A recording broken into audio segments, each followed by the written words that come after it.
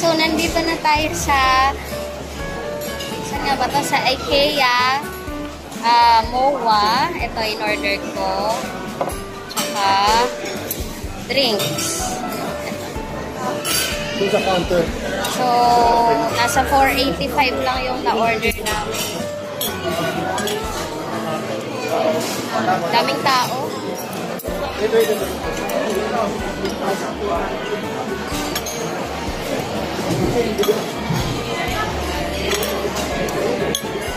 Sumunod ba na?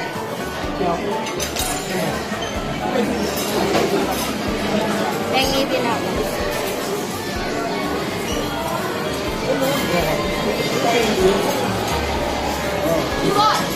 Wala kang ano? Drink. Ay, wala kang... So, isang soda. Pwede na.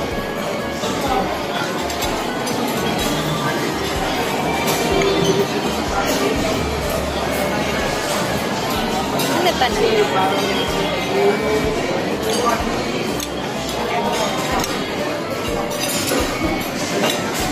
Play-Doh to ah. Malaming Play-Doh.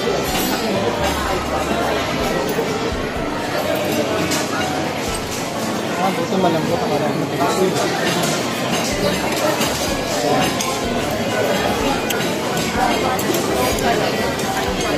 Parang pangal.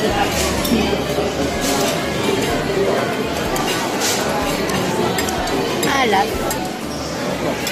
Yung sisig. Sakto. What?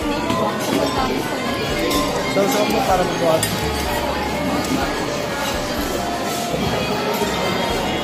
Alat siya, guys. Ito nga pala yung... Kasi naghahanap kami dito ng spaghetti with meatballs. Kasi nga, diba, ito yung sikat sa TikTok. Kaso, phase out na daw pala. So, sa mga magpupunta dito, wala na yung spaghetti with meatballs.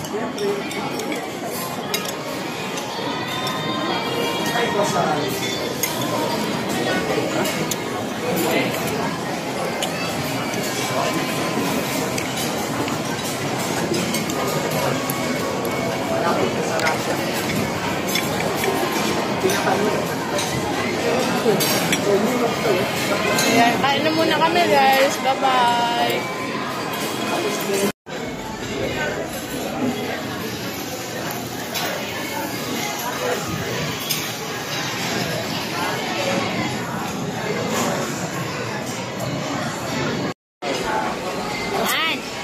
So, nag-order ulit kami na hindi actually order kasi refillable na tong Nordic drinks ng Swedish restaurant. Pero, kumuha uli kami ng pangalawang ano na namin, balik. So, ito Pierce. Pero, na-discover namin dito na hindi siya ganun katamis unlike sa mga pagkain na kinakain natin dito sa Pinas na either maalat or sobrang tamis, ganun. Dito kasi parang medyo magugulat ka sa lasa nila kasi walang katamis-tamis yung pagkain nila. Pero maraming tao, maraming kumakain. So, hindi ko rin sure kung bakit.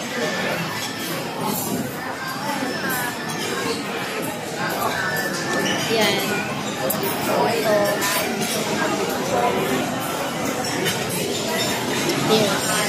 Pierce ang tawag dito. Ito naman, anong tawag dito? Bonjour. Bonjour daw. Pero tikman natin. Para siyang water, no, guys. Pero sabi nila, non-alcoholic drinks daw. Ay, semi-alcoholic. Hindi ba sigurado gusto ko yun?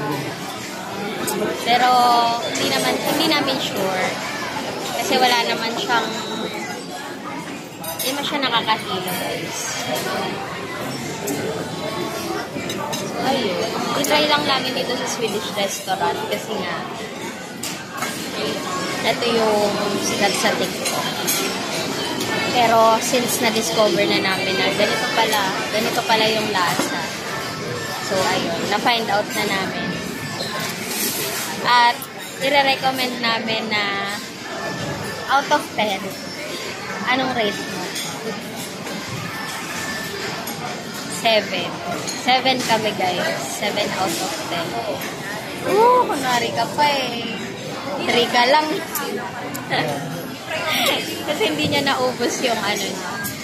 Yung sisig niya. In-order niya kasi sisig. Ako naubos ko naman guys. Kaya lang sobrang naalatan ako sa timpla.